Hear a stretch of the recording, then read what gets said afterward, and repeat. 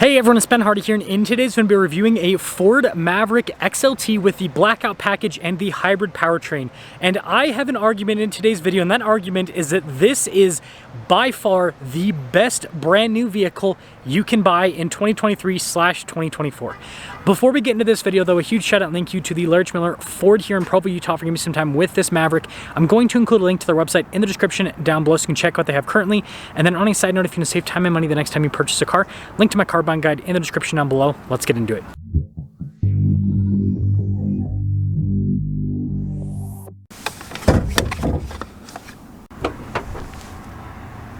Powering this is a hybrid 2.5 liter 4-cylinder that's able to get 42 miles per gallon around town and then 33 on the highway. And then power outputs with this are 191 horsepower. Now, before we move forward with this review, I do want to mention if you want to see more videos just like this, then I recommend you subscribe because I post content every single day. So taking a look at the hood, you guys can see this one's finished in azure gray, which is the greatest color on the Maverick in my opinion.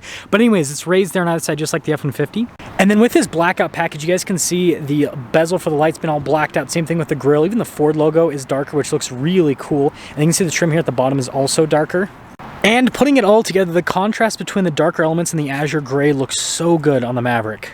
Now around the side here, our tire and wheel setup is 225, 60, 18 in the front and over in the rear. And you guys can see with the wheels completely blacked out. And then I love the cut here in the fender. And then you guys can see the XLT badge has been blacked out, mirror caps blacked out. And then same thing with the door handles and the window trim. And then here's your full side view with this Maverick. And you guys can see, because the cladding at the bottom, it kind of has a two-tone look. And then taking a look at the key fob, we have our lock and unlock function, remote start. We got the Ford logo there on the back, and we got the little flip out key. And popping into the back, you guys can see with the tailgate, it's not dampened, so you do have to lower it down yourself. But protection here, which is really cool. And you can see Ford Maverick there at the end of the bed.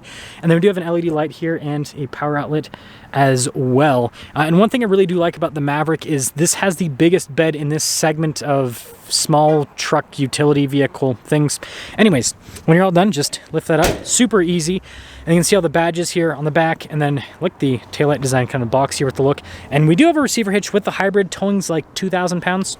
And putting it all together, let me know your thoughts on the design here with the Maverick blackout hybrid, but I think it looks really good.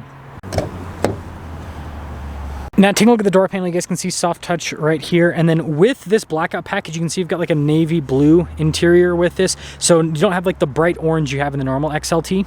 And that theme continues onto the seats, so a lot more neutral with the color. And then legroom back here is good. We have a storage pocket only on the passenger side, which is kind of funny. Some charging ports down below. We do have a cup holder armrest. And then sadly with this package, the rear glass is fixed. And then taking a look at the front door panel, you guys can see soft touch down below. We've got all of our window controls here, mirror adjustments, door lock and unlock. And then we do have blind spot monitoring with the mirrors. And then payload is 1,402 pounds. And then taking a look at the seats, you guys can see with the gray trim all down the center, power adjustments there on the side. And then got the double pull for the hood release, and then you can see all the light controls, and then the steering wheel is manually adjustable. And then we've got nice blue trim again. Key! Ooh, okay. Awkward transitions aside, we've got soft touch all around the steering wheel. You got the darker stitching as well. We've got practical controls here on the front, including the voice command phone controls. Got our cruise control here with our volume controls as well. Then you got your regular stocks there on the back. Now, since this is the hybrid, you guys can see that we have this gauge here to let us know what's happening with the hybrid system. We do still have that screen there in the center, which will show us different bits of info on the vehicle. I like how it shows us how much electric driving and everything. But anyways, we have the drive modes too. We've got normal, tow haul, slippery, eco, and then sport we can switch between. Now in reverse, we do have a backup camera with trajectory lines that turn with the steering wheel. You also have that zoom function as well, which is really cool. Be a good resolution with that. Got some kind of like storage right next to the screen. But anyways, as for the rest of the infotainment screen, this isn't Ford's, I don't know why I said that. Ford's newest, that's how I got Forest, is Ford's newest unit, but it still responds pretty well. It's got some physical buttons down below. I think it's pretty good overall. Single zone climate, you can see we've got heated seats, heated steering wheel, got some USBs on top of that, and got some storage down here. Dial shifter. We have some cup holders, parking brake, your drive mode select, that's for the traction control, that's your auto hold. And then more storage here, and then with the center console, got some pretty deep. Nice soft touch trim here on top. And then while we're on the topic of storage, pretty good glove box. I like the trim on the dash too. I think that all looks really snazzy. Now taking a look at the window sticker, you guys can see 2024 XLT, and then again with the hybrid, so it's standard equipment. And then 300A equipment group. Now this does have some options. The hybrid engine is a $1,500 upgrade now. And then that black appearance package is $1,600 bucks. But there's your total MSRP, $34,475. The average brand new car is like $48-ish thousand. So $14,000, well, a little bit less than that, but about $14,000 less expensive than the average brand new car. Let's see how it drives.